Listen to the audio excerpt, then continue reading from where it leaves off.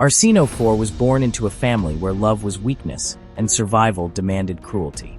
She was a daughter of the Ptolemaic dynasty, a royal house that ruled Egypt but lived in constant fear of itself. Brothers killed brothers, sisters poisoned sisters, and blood was spilled quietly behind palace walls. From childhood, Arsinoe learned one truth early. In this palace, you either ruled or you died. Cleopatra, her older sister, understood this truth better than anyone. She was intelligent, charming, and dangerously ambitious. While Rome expanded its empire across the world, Cleopatra learned how to bend Roman power to her will. Arsinoe, younger and underestimated, watched closely. She saw how Cleopatra played politics, how she survived exile, and how she returned stronger. But Arsinoe was different. She did not want to rule from the shadows. She wanted the crown openly, and she believed Egypt deserved freedom from Rome. When Julius Caesar arrived in Alexandria, Egypt was already burning from within. Cleopatra had been driven out of the city by her own brother Ptolemy XIII, and civil war consumed the kingdom. Caesar came not as a guest, but as a master, to collect debts, control Egypt's grain, and decide who would rule. Cleopatra secretly entered the palace, famously smuggled in to meet Caesar, and won his support. Arsinoe watched as Rome chose her sister. But Arsinoe refused to accept Rome's decision that as Caesar occupied Alexandria. Tension filled the air. Roman soldiers guarded the palace. Cleopatra sat beside Caesar, protected by the most powerful man in the world. Arsinoe realized that as long as Caesar remained, she would never rule. So she did the unthinkable, she escaped. Under cover of chaos, Arsinoe fled the palace and joined the Egyptian army resisting Roman control. There, she declared herself queen. At an age when most royal women were pawns, Arsinoe took command. Coins were minted with her image. Orders were issued in her name. Egyptian soldiers rallied behind her, seeing in her not a Roman puppet, but a symbol of resistance. For a moment, Rome was in danger. The Alexandrian War exploded into violence. Streets burned. Ships were destroyed in the harbor. Caesar found himself trapped inside the city, surrounded by enemies, fighting for survival. Arsinoe's forces attacked relentlessly, cutting supplies and challenging Roman discipline. Ancient sources record Caesar's rare fear, not of armies.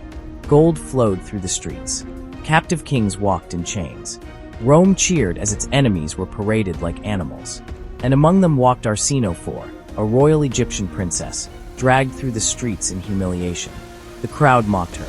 They did not see a queen or a rebel. They saw a defeated foreigner.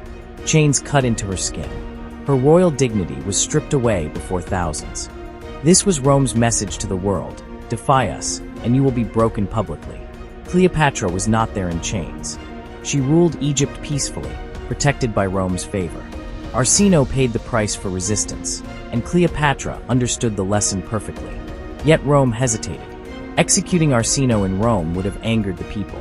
Killing a young woman, a princess, after humiliating her already felt excessive. So Caesar spared her life, not out of mercy but convenience. Arsinoe was exiled to Ephesus, placed under guard at the Temple of Artemis, one of the most sacred places in the ancient world. It was meant to be a prison disguised as protection. For years, Arsinoe lived in forced silence. She had lost her army, her crown, and her homeland. But she was still alive, and that frightened Cleopatra that as long as Arsinoe lived, she remained a symbol. Roman politics shifted quickly. Caesar was assassinated. Power changed hands. Cleopatra aligned herself with Mark Antony. And once again, Arsinoe's name resurfaced. Cleopatra knew Rome's game. She knew that rivals never truly disappeared. They were only waiting. Arsinoe, even in exile, was dangerous. She was royal blood. She was legitimate. And one day, Rome might find her useful. Cleopatra made a decision that sealed her legacy forever. She demanded Arsinoe's death.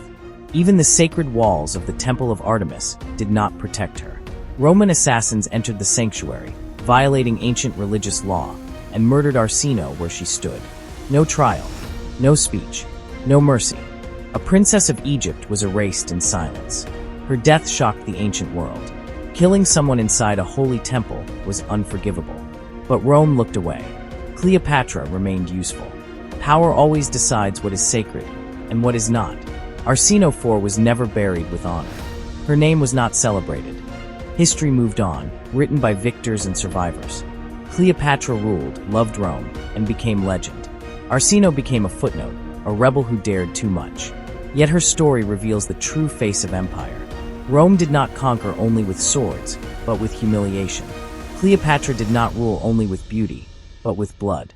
Arsinoe lost not because she was weak, but because she challenged forces far greater than herself.